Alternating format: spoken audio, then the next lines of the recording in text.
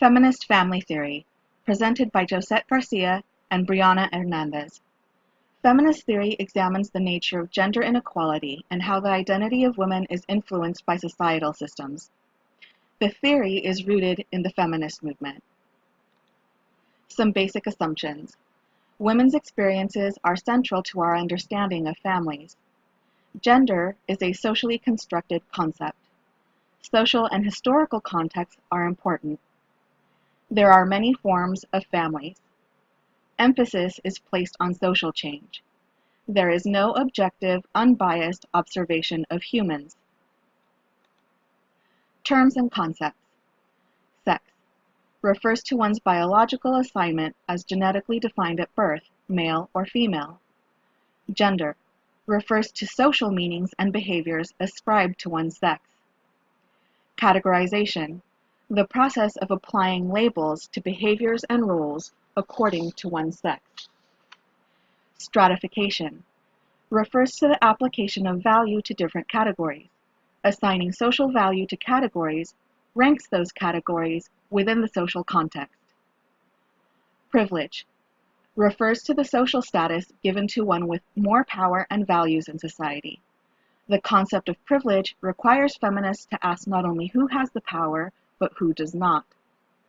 These concepts, especially those of stratification and of privilege, demonstrate why feminist theory falls into the critical conflict paradigm. In the following clip from the 1994 film Little Women, see if you recognize the concept of privilege and the basic assumption that social and historical context matter.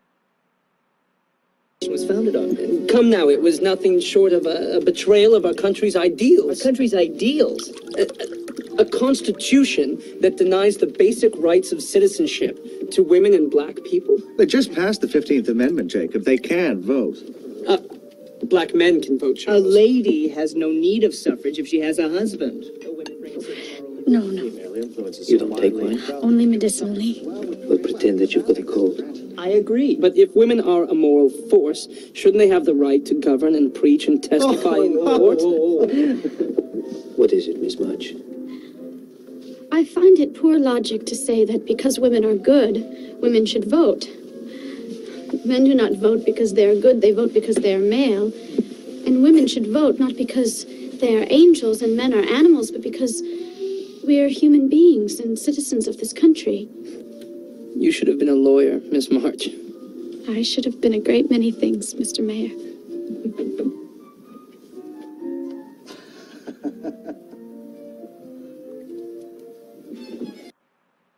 In the post-Civil War era depicted, men are the ones experiencing privilege with their right to vote.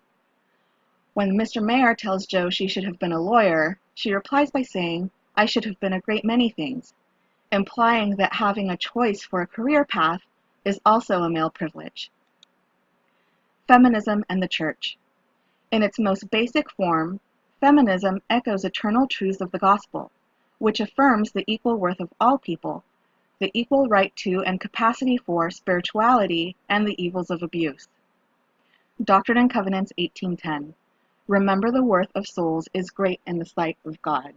These are quotes which effectively summarize the view of feminism within the Church, as presented in the essay by Harrison and Stovall. Consider the term worth as we explore the concept of stratification. See if you recognize the concept of stratification in the following clip from the 2003 film Mona Lisa Smile.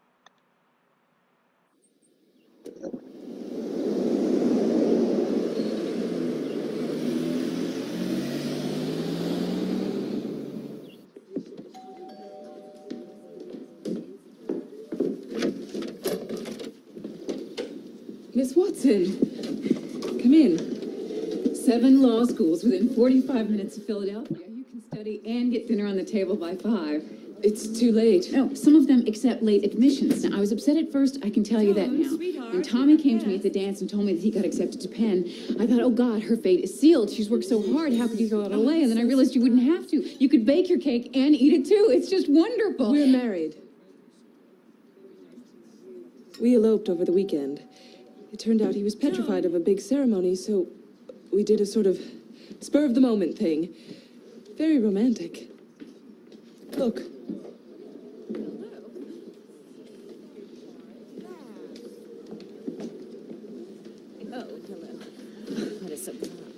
It's beautiful.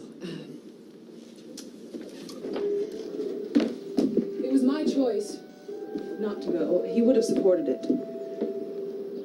But you don't have to choose. No, I have to. I want a home. I want a family. That's not something I'll sacrifice. No one's asking you to sacrifice that, Joan. I just want you to understand that you can do both. Do you think I'll wake up one morning and regret not being a lawyer? Yes, I'm afraid that you will. Not as much as I regret not having a family, not being there to raise them. I know exactly what I'm doing, and it doesn't make me any less smart. This must seem terrible to you.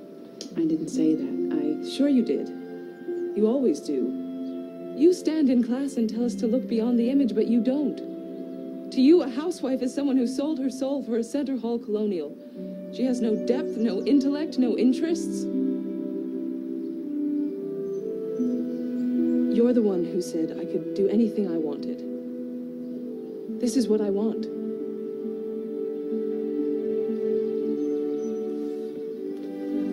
Congratulations. Be happy.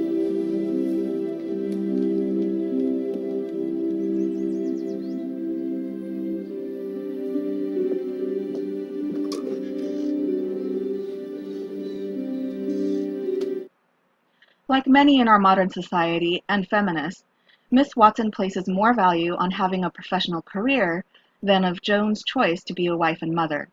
The assigning of value is demonstrative of stratification. Critiques. Number 3. It works outside the parameters and paradigms of the scientific base of knowledge. In the textbook, it mentions we should strive for information in the best and clearest ways without becoming involved in the data. Since it is impossible to remain truly objective, it is important to admit our subjectivity. Number 6. It pays too much attention to the oppression of one group, women. By paying attention to only one group, it means that other forms of oppression such as race, ethnicity, age, religion, etc. are not being considered. Number 7. Men feel that there is no place for them in this movement. The textbook reads that having a feminist movement without the involvement of men who are willing to explore their positions of privilege and work towards greater equality seems hopeless. Our culture needs the involvement of men for real social change. In a talk by President Monson titled The Women's Movement, he speaks about women being as equally important as men. The following are 4 main points he made throughout his talk. Every woman has been endowed by God with distinctive characteristics, gifts, and talents in order that she may fulfill a specific mission in the eternal plan. The priesthood is for the benefit of all members of the church. Men have no greater claim than women upon the blessings that issue from the priesthood and accompany its possession. The home is the basic organization to teach an individual to walk uprightly before the Lord. Compassionate service and a sensitivity to the needs of others are the principal purposes for which a women's program was organized. He also refers to 1 Corinthians chapter 11, verse 11. Nevertheless, neither is the man without the woman, neither the woman without the man in the Lord. President Monson issued 3 challenges. Sustain your husband, strengthen your home, serve your God. As we can see, women in the church are as equally important as men, and one should not think they are better than the other.